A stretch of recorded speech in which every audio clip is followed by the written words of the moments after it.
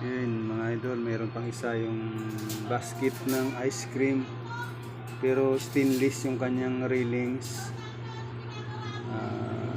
Natanggal yung mga hawakan, may mga nakalas.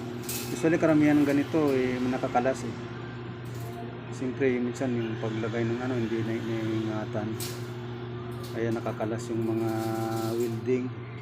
Hindi naman kasi arc yung welding nito, iba yung pang welding nito, parang dinidikit lang. So yun, 2 pirasong ice cream basket sa aking suki. Yan. Yan yung aking welding machine. Medyo pinapalamig ng konti. Papatayin ko na tapos ng gawa ko. Tapos meron pang isang electric fan.